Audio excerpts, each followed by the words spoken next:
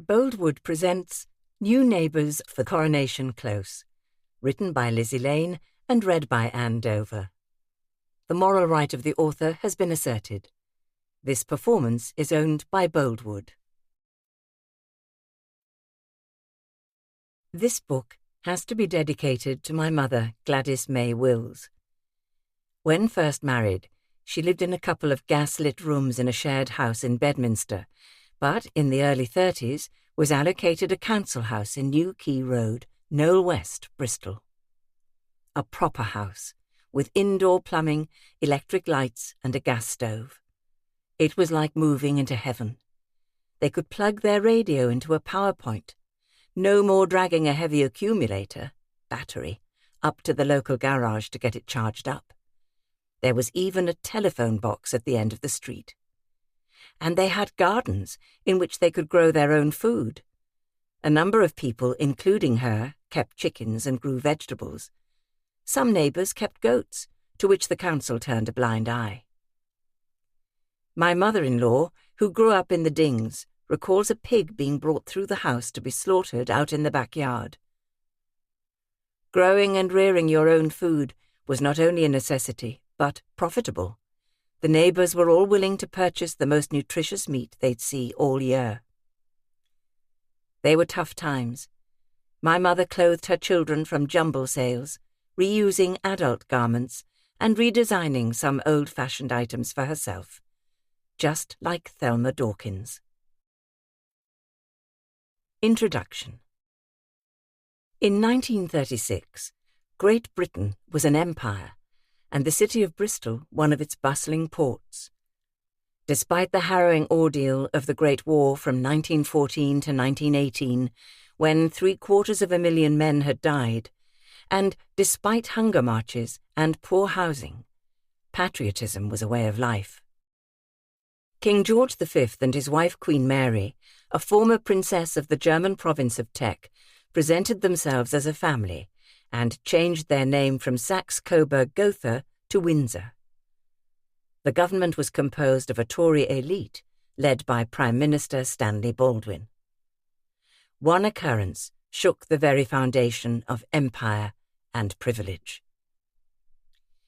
King George V died on the 20th of January 1936. His eldest son was declared King Edward VIII, and the coronation date set for the 12th of May 1937.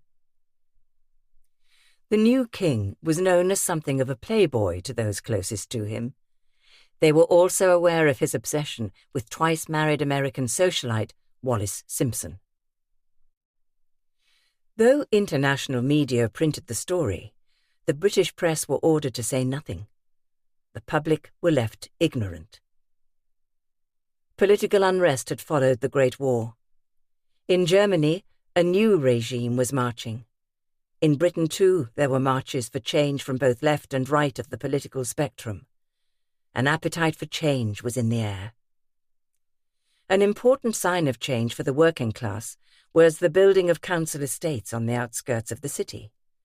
The houses had indoor sanitation, electricity, and gardens front and rear. The first of these estates in Bristol was called Hillfields. There followed Knowle West and South Mead.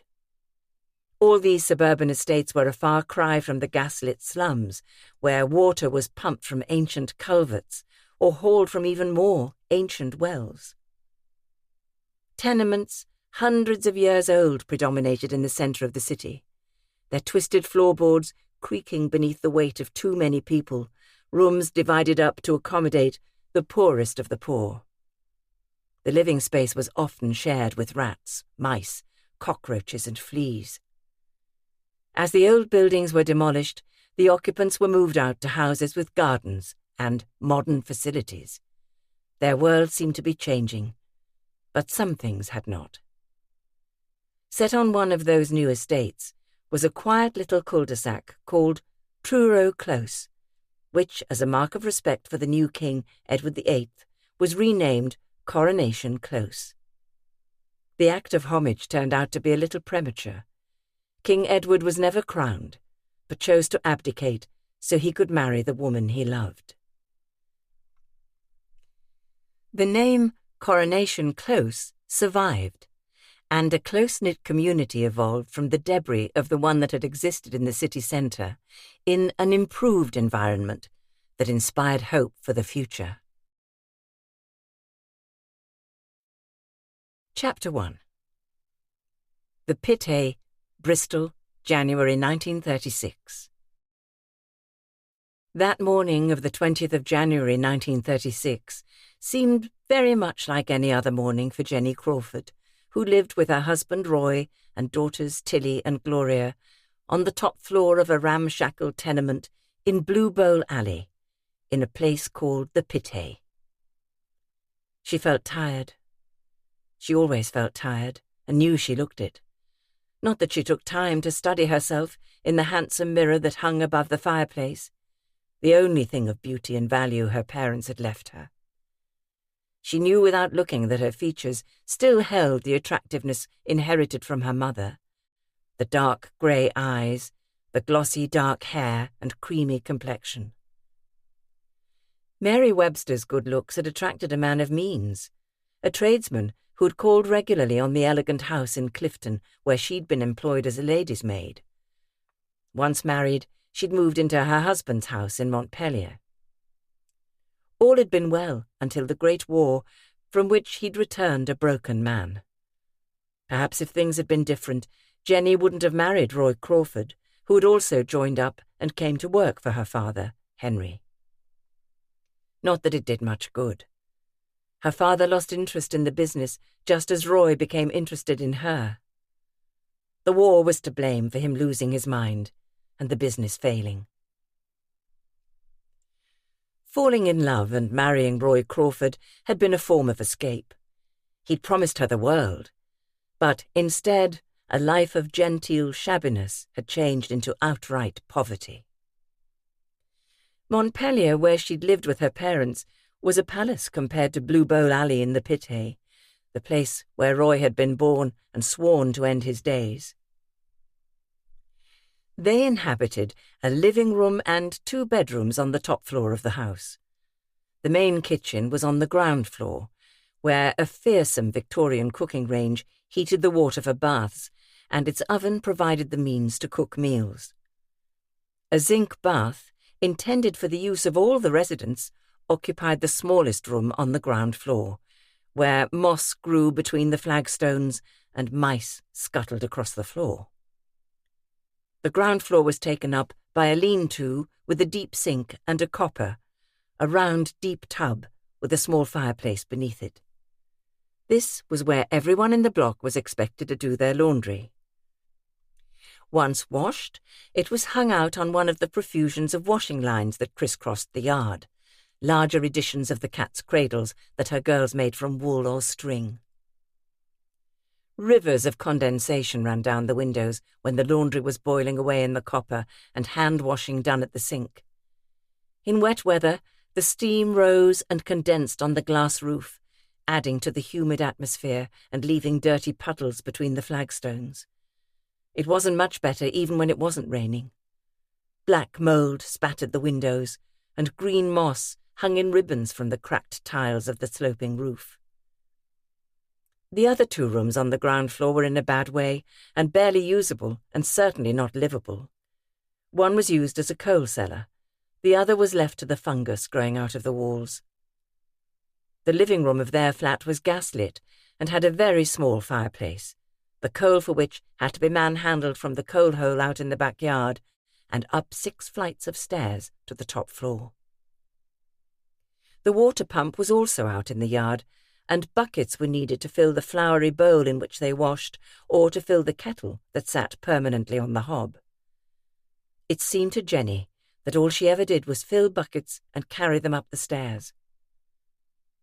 Before the children had arisen from their shared single bed in a room 8 feet by 4, she'd cracked the ice on the enamel bowl and washed her face. The water in the kettle, not yet even warm, she'd leave for her daughters. In their absence, she patted on talcum powder to hide the bruise beneath her eye, the other reason she'd avoided looking in the mirror. Face powder would have been better, but she hadn't had enough money for such luxuries for a very long time. talc would have to do. Once the fire was going, she tore pieces of newspaper to stuff into the gaps in the window frames, the panes of which were patterned with frost. She might have been privy to the momentous event that had happened if the wireless had been working. Roy had smashed it the night before, the toe of his boot ripping into the metal mesh, protecting the fragile innards, the wires and glass tubes it lit up when it was turned on. Around 5 o'clock the previous evening, she'd been humming along to the music, singing in places where she knew the words. According to Roy, the volume had been loud enough to wake the bloody dead. He'd been on an early shift that morning and crashed into bed on his return from work. Normally he would have slept through until 7 or so, then gone to the pub, then home and bed again. On this occasion, he'd volunteered for the night shift. A freighter was due in that night, requiring a swift turnaround. "Extra money," he'd said to her. "She's bringing in wood pulp for paper making and such like. I weren't turning it down." "Of course not," she'd said, though knew without asking that it wouldn't mean an increase in housekeeping. He'd slumped into a chair and pointed at his boots. She'd got down on her knees and began unlacing each one. Once she'd pulled them off, he'd staggered into the bedroom, pausing at the door, jerking his head towards the bed. "Come on to bed." A tight knot had formed in her stomach, though she knew better than to let fear show on her face. Be amenable, be submissive. That's what a wife was supposed to be. Even so, a small spark of reluctance caused her to shake her head. "You've just come home from work. You're tired." His expression had darkened. "I ain't that tired." "But the girls will be home soon." "Get in here." He jerked his head again, his expression leaving her in no doubt of the consequences of a refusal. He jammed a chair against the bedroom door. "That'll keep the kids out." The act of bodily intimacy was short-lived. The chair removed just before she'd heard the girls tramping up the stairs. She'd left him there snoring, glad he would sleep through until he was off for work again, glad he wouldn't be back until the morning. BBC music had taken her out of herself, away from this place, away from him. If only she'd kept the sound down. He'd stumbled out of the bedroom, eyes red-rimmed, and a surly grimace on his downturned lips. Her apology was very necessary. "Sorry, I didn't realize it was that loud. Anyway, I thought you were already waking up." "Well, you thought wrong." Knowing the girls were out playing, he'd raised his voice. She attempted to laugh it off. "No need to get like that, Roy. It's only a bit of music. Soft music, too. Should have helped you sleep." That was when he had lashed out at both her and the wireless. The wireless had come off worse, the music silenced. Jenny had been heartbroken. The wireless had been her lifeline to the outside world. There was no electricity in the crumbling tenement, but with the aid of an old orange box fitted with pram wheels, she'd regularly dragged it up to the garage to have the accumulator, its inbuilt battery, charged up. That's how it was in a gaslit property with an outside lavatory and no running water. Getting the wireless set repaired would have to wait until she had some money, and that wouldn't be forthcoming until Roy got paid. If he got weighed on, that is. That's how it was at the docks, if your face fitted. Just as she was filling a bucket which she intended using for hand-washing underwear, someone shouted at her from the tunnel that led from the alley and into the yard. Lifting her head, she saw Isaac Jacobs coming through the opening, the sound of his footsteps echoing over the rough cobbles. As usual, at this time on a weekday, a heavy sack weighed heavily on one shoulder. Isaac worked for a relative who ran a business in St. Nicholas fruit and veg market. He started work early and was home by late morning. Leftover fruit and veg were shared out amongst those who worked there, a small bonus that helped supplement their low wages. Isaac's bent legs, a consequence of childhood rickets resulting from malnutrition and lack of sunlight, gave him a swaying gait, like a ship caught in rough seas. Roy had said unkindly that a pig could run through Isaac's legs and not knock him over. Roy seldom said anything good about anyone these days, especially anyone foreign or different from himself. He'd taken on a morose disposition. She couldn't recall now when he'd first changed, but concluded it had been gradual. Jobs hadn't come easy either. He'd had big plans way back when she'd first fallen in love with him. If she'd followed her mother's advice, she would not have married him. But the foolishness of youth and the hammering of her heart had overruled her advice, and she now rued the day she'd married him. His dreams had come to nothing. Like many other working-class men, Roy laboured long hours for low wages. The strain of poverty had taken its toll on their marriage. "Had a good day, Isaac?"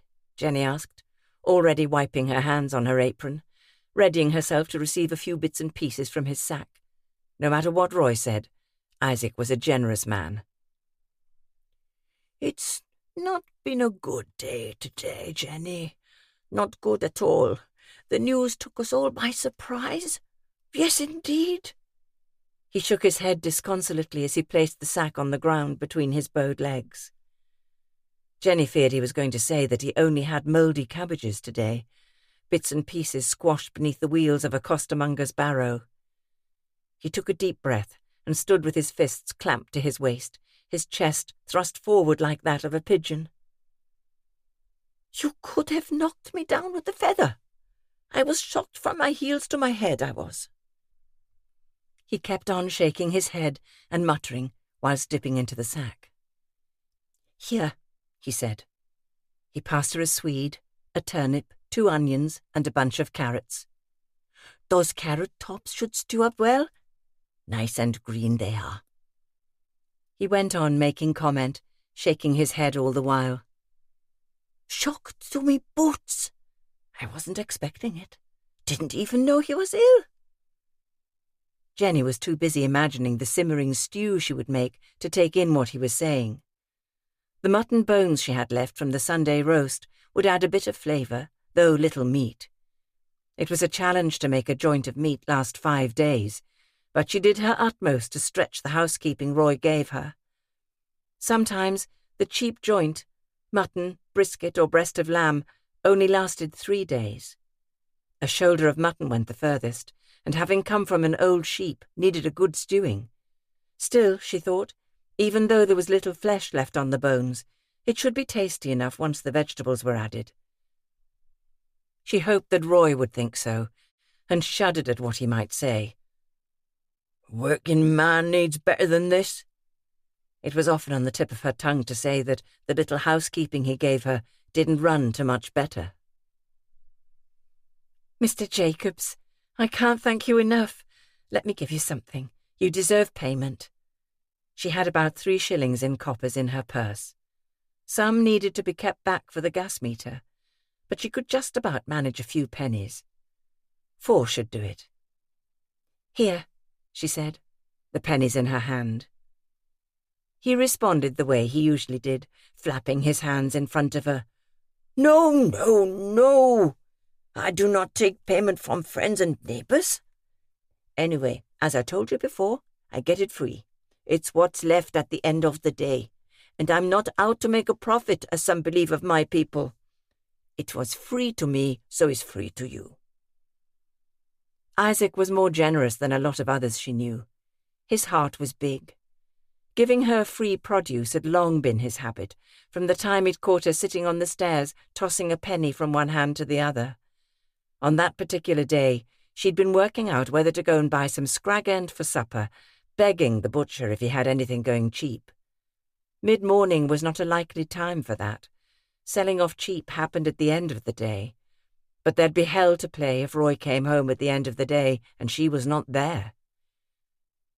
Isaac had worked a long day. St. Nicholas Market began at about 2 in the morning and went on until 9 or 10. Isaac was a wise old owl who stayed on to sweep up until mid-morning at least, knowing there would be leftovers.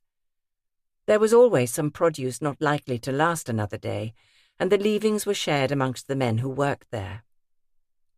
All had families and made use of what they could glean to keep body and soul together.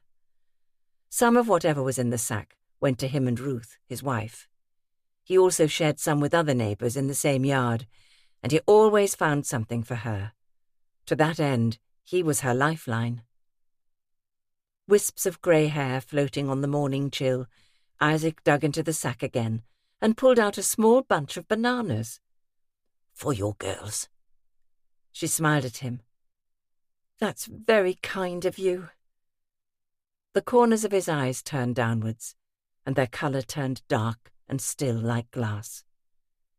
Jenny saw the sadness and guessed bittersweet memories had come to mind of his own children, 2 daughters who had died from diphtheria 4 years ago. They would have been the same age as her 2 daughters by now. Tilly was 11 and Gloria was 9. Consequently, he provided what he could to feed them, as he would have done those he had lost. "You were saying something just now, Mr. Jacobs. I didn't catch what it was." "He's dead!" He screeched the word, raised his hands to shoulder level and waved them around. "Dead?" "I could not believe it. 'Tis the end of an era. The end of an era." He was beside himself. For one worrying moment, it occurred to Jenny that he was referring to the death of the relative who owned the business. If so, he might have lost his job. But surely nobody described getting the sack as the end of an era. "Oh, Mr. Jacobs, what's happened to you?" He looked astounded. "Me? Nothing. Have you not heard the news?" She frowned. "No, I haven't got a newspaper and my wireless is being mended." She could have said that the accumulator needed to go to Grundy's garage to be charged, but then Isaac would have offered to take it up for her. She didn't want anyone knowing about Roy's behaviour. Gossip spread like weeds in the pit hay. Fingers would be pointed. Her daughters would be the subject of pity. Pity could undermine confidence. Not that they were the only poverty-stricken family in the pit hay with a father too free with his fists and tight with his money. Such a nuisance. Even to her own ears, the excuse sounded true. "So, who's dead?" "Well, this can tell you the news better than me." Isaac dived into his sack again and brought out the front page of the morning newspaper. He held it up. The headlines were bound in a black border. "Old Fred Crouch brought this. Heard the newspaper seller shouting it out. He can't read himself, so brought it in for us that can. We all read it. We were stunned to silence for a full minute or more." Sweeping his cap from his bald pate amidst wisps of grey, he bowed his head and muttered, "May His Majesty rest in peace." Jenny's eyes skimmed swiftly over the front page of the Bristol Mercury. "The King is dead." Even without the black border, the headline was sombre, yet at the same time extremely striking. She read through the article, noticing that, just for once, there were no advertisements for liver pills, corsets, or shoe polish jostling for space on the front page. Their omission, a mark of respect for the old king. She sighed, and placing one hand over her heart, expressed her wish that he rested in peace. She asked him if she could keep it. "Course you can, but only after you've read it to Ruth. She never did learn how to read and write, and much as I hate to admit it, she said that my voice is like the gurgling of an old drain." He beamed. "She likes the sound of your voice." "I'll come right away." "That's good." He shook his head again, then shivered. "It's freezing cold, and the news makes it colder. Would you care to join us for a cup of tea in front of the fire?" Accepting his invitation, Jenny followed him up the narrow staircase to the set of rooms he shared with his wife on the first floor. The narrow wooden treads creaked underfoot. Dust fell from worm infestations that had eaten the strength from the timbers and spiders scurried into dark corners. As it swung open, the warped door to the first-floor room made a sound as though it was in pain. Jenny took shallow breaths. The room smelt musty. The furniture, all of which had been bought second-hand, had a worn smell, as though the cooking smells and debris of a century had permeated its thick, dark upholstery. Ruth looked up as they came in, her moon-shaped face breaking into a smile when she saw who it was. "Oh, Mrs. Jenny, my very favourite neighbour. How are you today?" Then her face dropped. "Have you heard the news? It was on the wireless." "I have told her, Ruth. I read it in the newspaper. This newspaper." He flapped the newspaper above his head. "The king we knew is dead. It is his son who will now be king." Jenny eyed the thick piece of velvet hanging from the mantelpiece.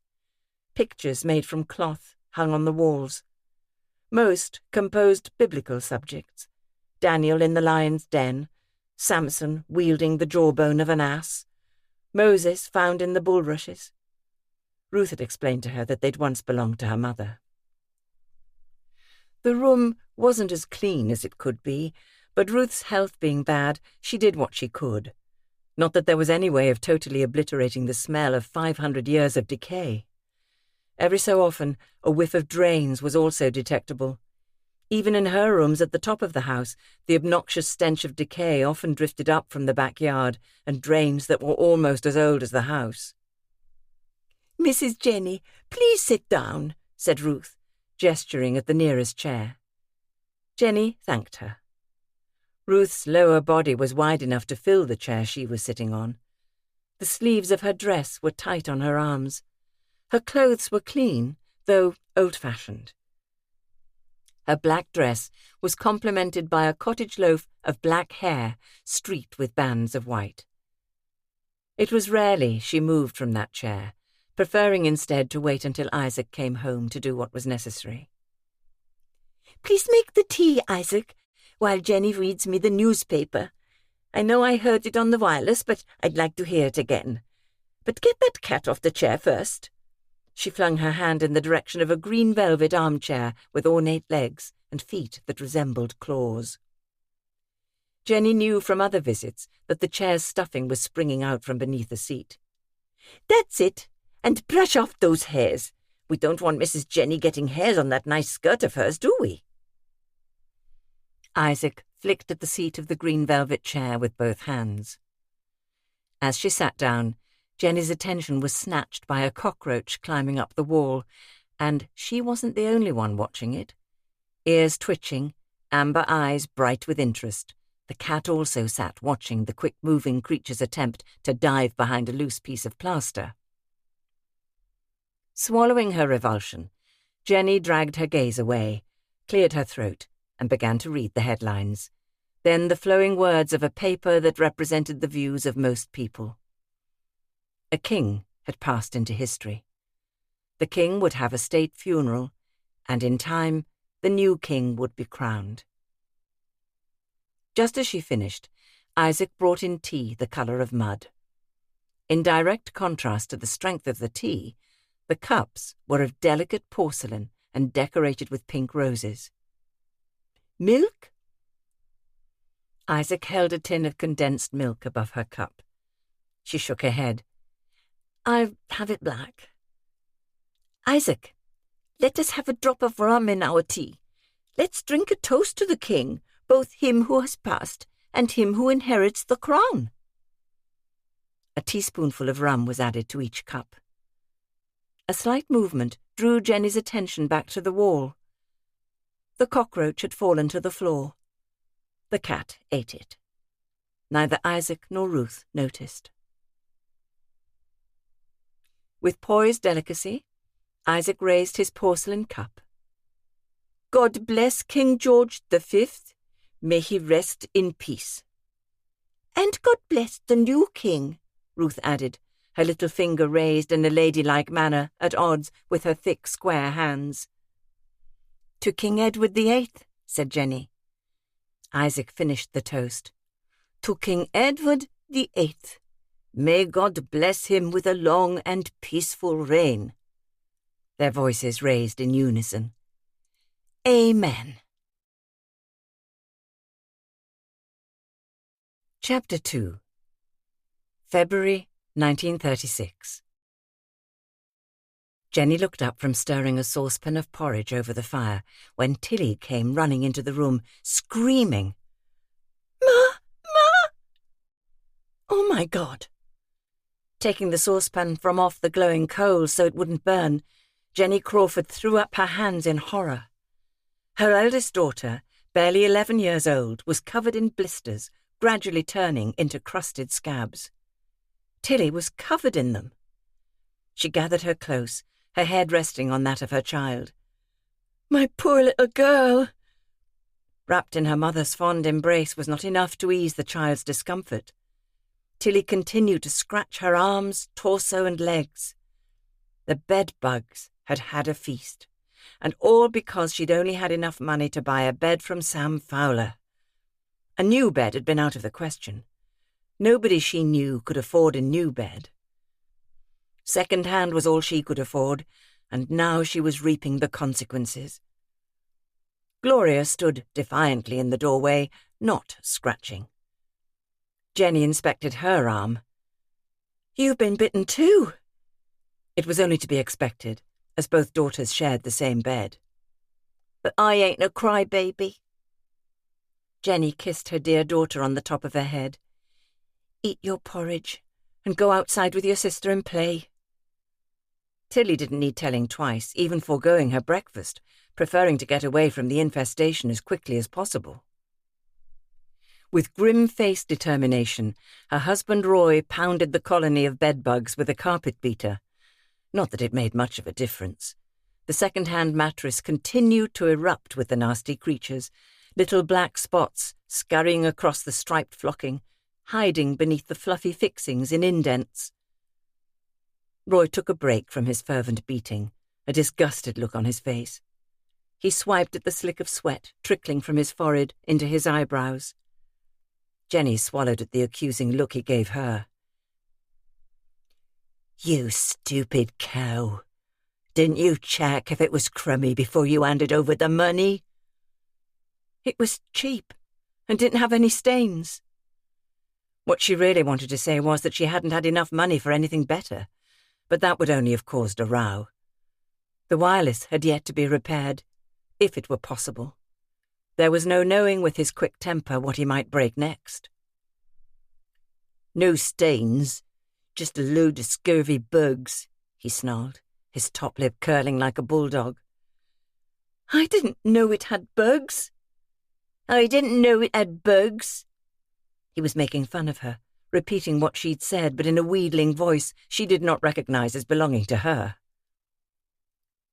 Her marriage to Roy had never been a bed of roses, more thorns than flowers.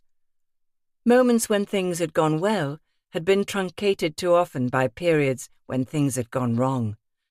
Mostly trivial things, resultant from years of unrelenting poverty, but she'd taken the marriage vows, and that was what their relationship had become, a commitment to vows rather than to each other.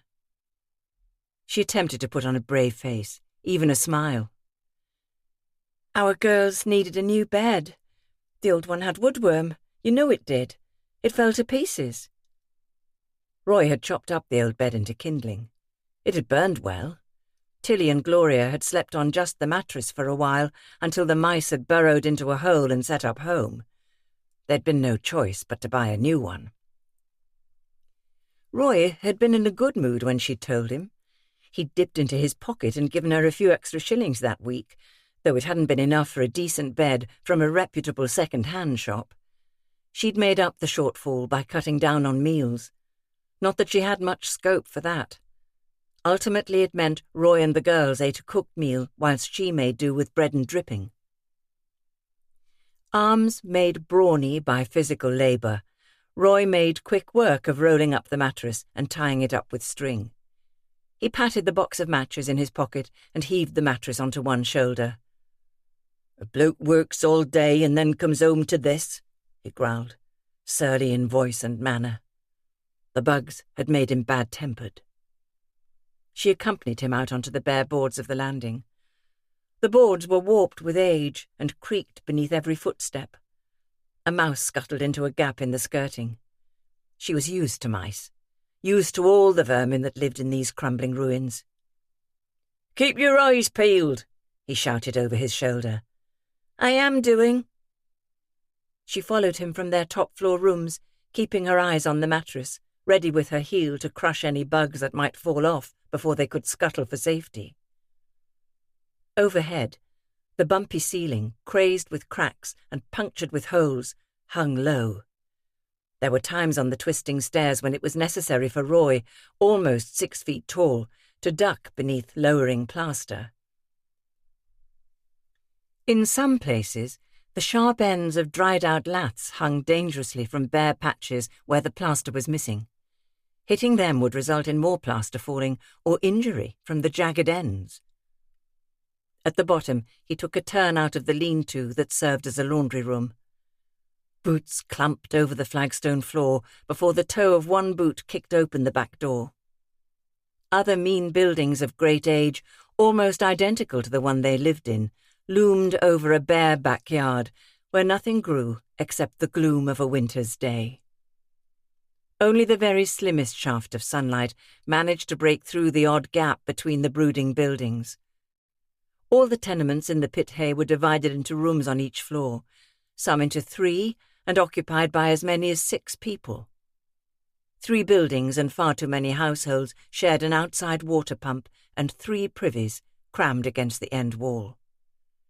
The lack of sunlight lent the yard a perpetual air of damp and gloom. The feathery leaves of ferns poked through gaps in the mortar of the brick-built privies that leaned together, looking as though if one fell, so would they all. The erosion of the buildings by wild plants and weeds was not confined to ground level. Jenny lifted her face skywards to where a patch of blue slashed the narrow gap between crumbling parapets. The stalky branches of a buddleia waved from the rooftop next to a tall but twisted chimney. From this distance, she couldn't tell whether it was in bud, but sorely wished it was. Oh, for a garden! She would really love a garden, and often imagined what she would plant. In the yard, Tilly and Gloria were attempting to build a doll's house from bits of broken stone and brick. On seeing their father, both girls sprang to their feet. Tilly, more wary than her sister, eyed the rolled-up mattress carried on their father's shoulder, their mother marching behind. At the sight of the mattress, Tilly began scratching. Gloria, hungry for her father's favour, and most of the time his favourite, ran after him. "Can I come, Dad? Are you going to burn it? Are we going to have a bonfire?" Jaw firmly set, Roy acted as though he'd neither seen nor heard her. But Gloria was not easily foiled. Before the gate could slam in his younger daughter's face, she slipped through. Slight, pretty, and incredibly precocious, she did it easily. "Get me supper on," Roy demanded from the other side of the gate. "It'll be on the table as soon as you get back," Jenny shouted. So would some sandwiches to see him through the night shift. The night shift was always better paid than the day shift at the city docks, and of late Roy had been lucky. He was on lates tonight, where a ship had come in requiring a swift turnaround, and the gaffer had favoured him. He'd been weighed on, as they said in common parlance. There had been a time when he hadn't been so lucky, but of late, with his new gaffer, he'd been favoured more regularly. He'd been over the moon on the day it had first happened, and he'd told her he was in with the man who mattered. Proud as a peacock, he'd boasted, "We're of the same mind in a lot of things. He marked me out and didn't find me wanting." "Sounds as though you're his blue-eyed boy," she'd said chirpily, pleased he was in a good mood and hopeful he would stay that way. Her comment had not been well received. He'd frowned and rounded on her, anger darkening his eyes. "What do you mean by that?" It was as though she'd run headlong into a brick wall. She'd thrown him a nervous smile, reserved especially for those moments when he'd taken something the wrong way. Flattery followed, the only sure way she knew to placate his anger. What I mean is, if I was the gaffer, I'd give you the job every time. I've always loved your blue eyes. Flattery and flirtatiousness had always been her main defence against his quick temper and flying fists. Sometimes it worked. Sometimes it did not. Lingering in the yard, apart from her husband and happy to be so, she rubbed the damp from her arms and tried to think back to a time when she hadn't walked on eggshells.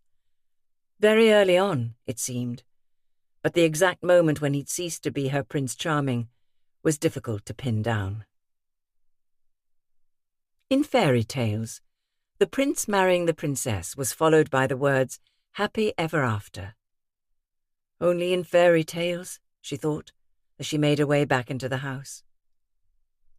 Before going back up, she shovelled some more coal into the brass scuttle she kept by the tiny fireplace that barely held enough of a firebed to boil a kettle, let alone warm a room.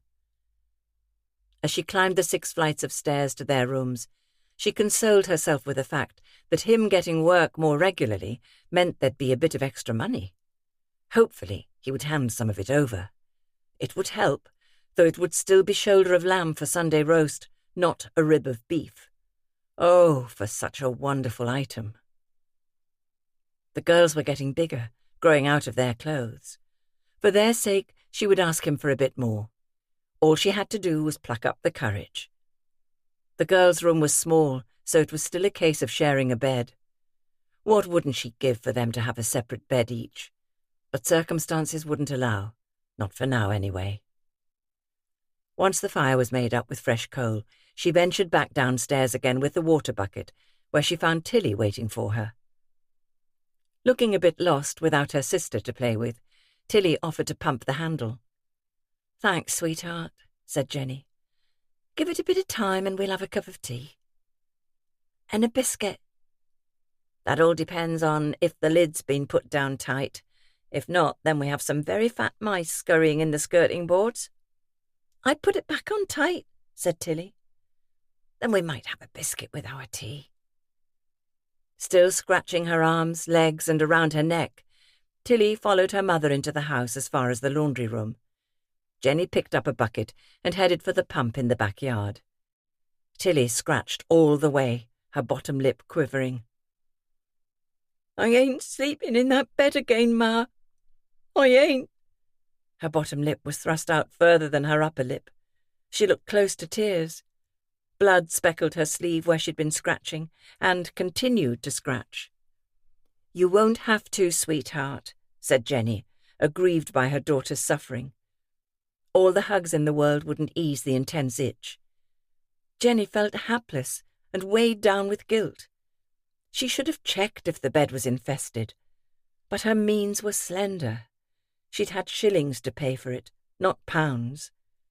The only reassuring point was that the cast-iron bedstead frame was usable. Once she'd disinfected the joints, though it meant acquiring another mattress. She put on a happy face. "I'm going to disinfect the frame and get you a new mattress." "Do I still have to share with Gloria?" "I'm afraid so," Jenny said sadly. "But at least it'll be clean." Tilly looked slightly reassured. A bit more cajoling should help, though Jenny bit her lip at the thought of the guilt and the continuous struggle of keeping the rooms clean. She also balked at the thought of paying a bit more, which meant asking Roy for more money. "Now, how about you stop scratching and pump the handle? I'm going to give that frame a good scrub." Tilly showed no reluctance to do as asked, and Jenny hoped it would take her mind off her scabby arms and the nasty little brown bloodsuckers that might yet haunt her dreams. It was heartbreaking to see the smears of blood on her arms, and such a serious expression on such a pretty face. Her daughter's pale skin, pink cheeks, and dark eyes never failed to remind her of the story of Snow White she'd read as a child. The resemblance to a princess from a fairy tale ended there. Tilly deserved to live in a castle, to feast on roast beef and wear silks and satins, not faded dresses and second-hand shoes. "Everything about my life is second-hand," Jenny thought to herself. "Except Roy. Roy, the father of her children, had been her sweetheart from when she was 16. They'd grown to be adults together, and she knew for sure that he'd never looked at another girl before they'd married. As for now, she wasn't sure. She dared not ask. His parents, her parents, and everyone else who knew of their long-standing courtship had expected them to marry the moment he'd come back from the Great War. So had Jenny. But it hadn't happened. Not at first. He procrastinated, told her he needed time to readjust to civilian life. Though there was never any evidence there might be someone else he loved better, suspicion lingered like a dark shadow in the back of her mind. When she'd asked him outright, he'd assured her there was no one. You know it's only you for me. We'll get married eventually. Just give me time to get over the war. France was no picnic, you know. She thought about the coffee-coloured photographs sitting on the mantelpiece. One was of Roy in his uniform, looking too serious for his years. Another was of them and their family.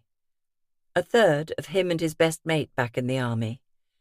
Roy had remained in contact with Simon Bruce Aylward after the war. Letters had gone back and forth for some years. Every single one was taken into the bedroom to be read, the door shut firmly behind him, the sound of the bolt being slid across. She'd once asked him if she could read one. It could help. A fierce fire had ignited eyes that were usually brown. In a certain light, they looked blood red. No, they're private. About 6 years ago, they'd stopped abruptly. For days, weeks, he'd been taciturn until a postcard had arrived from Simon's mother to say that he'd passed away because of the mustard gas that had affected his eyes and his lungs. "I'm so sorry," Jenny had said. "I know how it must feel." She'd been referring to the passing away of her parents. The blazing eyes again. "No, you don't. You've no idea how it feels." She'd covered her ears and hunched her shoulders. "No need to shout." "Every need. Every bloody need." The bedroom door had slammed. She dared place an ear against the door and heard something she had not expected to hear. Roy was crying, and despite his bad temper, it seemed something of the young man he'd been was still there, and her heart went out to him. Roy had been morose for some time after receiving the news. He'd barely spoken, and sexual relations, even basic affection between them, had been non-existent. She might as well have slept alone. As usual, she had carried on with household chores and the added chore of simply living. 6 months after receiving the sad news, spring had come, and a blustery March wind had blown smoke back down the chimney and into the room. To reduce its effect, she'd left just enough embers in the fire to keep it going without making so much smoke. Leaving the fire to its own devices, she'd gone out into the backyard to collect the nearly dried laundry hung out on one of the lines. Arms full, she had heaved herself up the winding staircase. Her hope was that she could air most of it in front of the fire without it ending up smelling of smoke. At the living room door, she had met with the sight of Roy's broad back blocking her view of the fire. Only one gaslight was lit, its meagre flame dancing in the draught. A brighter light burned in front of him, flames and charred pieces of paper licking upwards into the chimney, the glow of the fire colouring his face. "You've got it going?" she'd asked, and began folding some of the laundry, spreading some of the other onto a wooden clothes horse that unfolded like the leaves of a book. "You could say that." "That's good. This laundry could do with a bit of airing." He had made no response. In fact, he had hardly seemed to realise she was there. Whilst folding a pillowcase, she had stepped to one side so she could see around him and into the fireplace. To one side of him was a small pile of letters. She recognised them as those sent from Simon, the ones she'd never read. Not only had he never allowed her to read them, but the letters had also been secreted away in a locked tin box under the bed. Now here they were, out in the open, and there he was, feeding them into the fire, one by one. Feeling mystified and confused, she'd stayed silent, crept back out of the room, and went downstairs. Better to breathe the fetid air out in the backyard than say anything that might hurt or incite him. She'd looked up at the clouds billowing over the moon and made a wish. Please let things improve. Make our lives better. Life had gone on. Simon was never mentioned again. The change following the burning of the letters had come gradually. In times past, Roy had been reasonable enough and caring, though never truly passionate. At times he had a far-away look in his eyes. She'd sometimes tackled him about it. Talk to me about it. Tell me about your mate and what you did together. The swift turning of his head and the fierceness in his eyes had frightened her. His words had been bitter. You can't know what it was like. Nobody can know what it was like. She'd tried to treat it lightly, but with respect. I should imagine it was like Shakespeare said in Henry V. You were brothers in arms, very close to each other amid all that horror. She couldn't read the look he'd given her. The shiver that had run down her spine made her knees shake. There was anger in his look, yet why should that be? It was such a well-known phrase, at least to Jenny, who had come from a house where books were prized possessions. Over the years, his habits had also changed. In the past, he'd not been one to make straight for a pub after work was ended and before going home. On one occasion, she had seen him in the public bar of the Hatchet, a pub approached down dark steps close by. It had not been her intention to spy on him. She had gone there in search of a job. Anything for a little extra money. Before he'd spotted her and ordered her home, his laughter was the loudest, his voice carrying with an air of authority as he expressed his opinions on government, the working man, and how foreigners were weakening the country and even the empire. Tough men, not used to being scattered like pebbles on a beach, looked askance as he pushed his way through to her, his eyes blazing. Spying on me, are you? She'd shaken her head and just about managed to keep her voice steady. No, I've come for a job. He'd looked her up and down.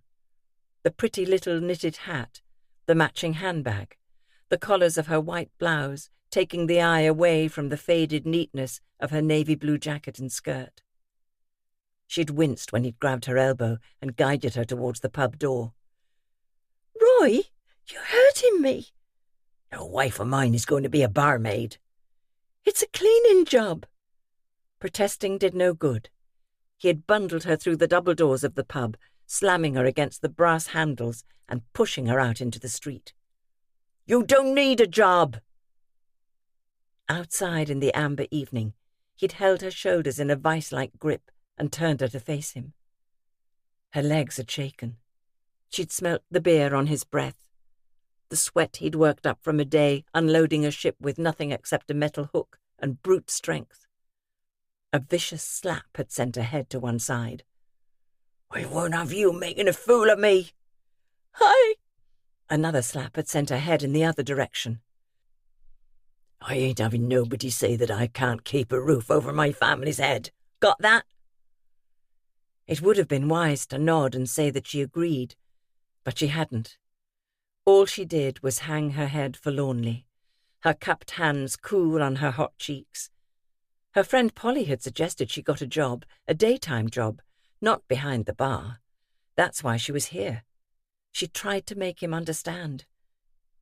I need the money, she'd admitted. Money? What the bloody hell do you need the money for? Don't I give you enough? And before you answer, I ain't got enough for luxuries, so don't you go wasting my hard-earned money. I don't. It was a sudden need to fight back that caused the shouted outburst, and once she had started, she had to go on. "I've barely got enough for food and the rent." "That's all you need." "No, it isn't." Tears had streamed down her face and into her mouth. There would be a price to pay for her outburst, but she couldn't stop. "I've no money for clothes for the girls. Not new clothes. Second-hand clothes. I wouldn't buy new. And what about their underwear? Things for school?"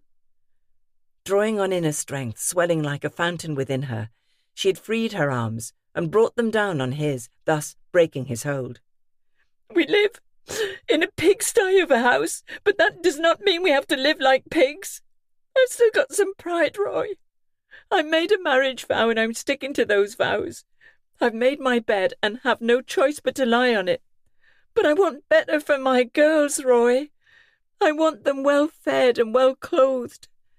If I had my way, they'd be living somewhere better than Blue Bowl Alley." She had taken a deep breath, surprised that he hadn't hit her yet. Now that, she thought, would be a first. The courage had kept coming. She held her head high, her chin defiantly thrust forward.